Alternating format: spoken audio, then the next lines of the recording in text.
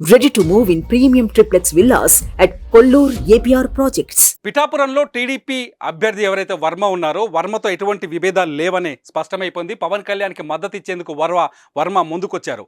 ఇవాళ పిఠాపురంలో హెలికాప్టర్లో వెళ్లి పిఠాపురంలో దిగిన పవన్ కళ్యాణ్, జనసేన అధినేత పవన్ కళ్యాణ్ నేరుగా వర్మ ఇంటికి వెళ్లారు. వర్మ ఇంటికి వెళ్లి వర్మతో మాట్లాడారు.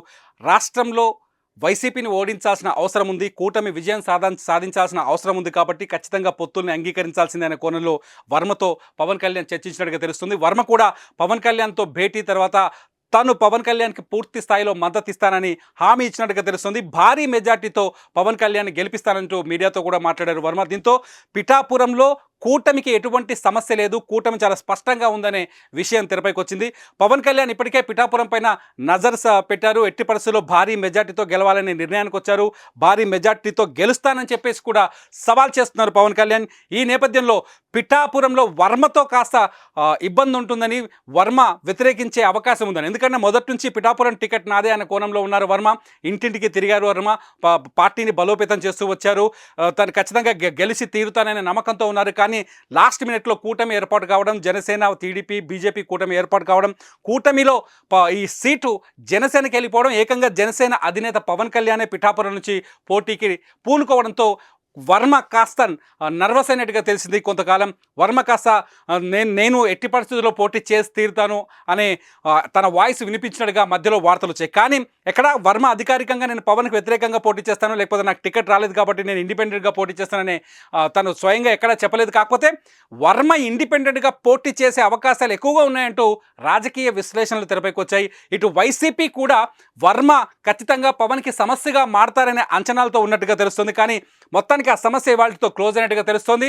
పవన్ కళ్యాణ్ నేరుగా పిఠాపురం వెళ్ళి పిఠాపురంలో వర్మ ఇంటికి వెళ్ళి ఆయనతోనే మాట్లాడడం, అది కూడా ఖచ్చితంగా కూటమిని గెలిపించాలనే అంశంపైన చర్చించడం, వైసీపీని ఓడించాలి అనే అంశంతో చర్చించడంతో వర్మ కన్విన్స్ అయినట్టుగా తెలుస్తుంది. వర్మ పూర్తి స్థాయిలో పవన్ కళ్యాణ్కి మద్దతు ఇస్తానని హామీ ఇచ్చారు. మీడియాతో నేరుగా మాట్లాడారు.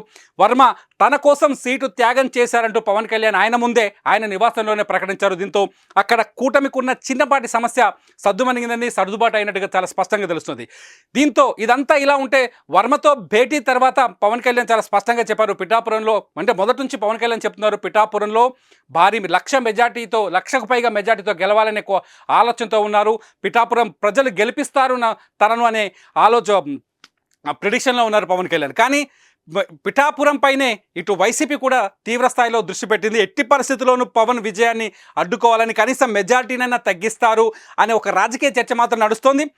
పిఠాపురంలో పవన్ కళ్యాణ్ పైన పోటీ చేసిన వంగా గీత కూడా సీనియర్ లీడర్, మొదటి నుంచి కాపు సామాజిక వర్గానికి చెందిన నాయకురాలే. ఆవిడ కూడా మొదటి నుంచి కాపు సామాజిక వర్గంలో ఆమెకు బలమైన పట్టుంది. దీంతో పిఠాపురంలో పోటీ హోరాహోరీగా మారే అవకాశం కనిపిస్తుంది. కాకపోతే వర్మ ఇక ఇండిపెండెంట్గాను లేకపోతే నర్వస్గా ఉండే వీలు కనిపించట్లేదు. వర్మ ఇప్పటివరకు ఏదైతే గ్రౌండ్ వర్క్ చేశారో ఆ గ్రౌండ్ వర్క్ అంతా పవన్కు ఉపయోగపడే అవకాశాలు కనిపిస్తున్నాయి. ఇటు జనసేన, టీడీపీ కార్యకర్తలు కలిసికట్టుగా ఇక్కడ పవన్ కళ్యాణ్ కోసం పనిచేయాల్సిన అవసరం ఏర్పడుతోంది. దీంతో పిఠాపురంలో కూటమికి సమస్య లేదనే క్లారిటీ వచ్చేస్తుంది. వర్మ కూడా చాలా స్పష్టంగా మీడియా ముందు చెప్పారు, తను పవన్ కళ్యాణ్ గెలుపుకు కృషి చేస్తానని, తను ఇప్పటివరకు చేసిన గ్రౌండ్ వర్క్నంతా పవన్ కళ్యాణ్ కోసం ఉపయోగిస్తానని చెప్పారు. దీంతో పిఠాపురంలో కూటమికి సమస్య లేదని తేలిపోయింది. సుమన్ టీవీలో మీ పర్సనల్ అండ్ బిజినెస్ ప్రమోషన్స్ కోసం కింది నెంబర్కి కాంటాక్ట్ చేయండి.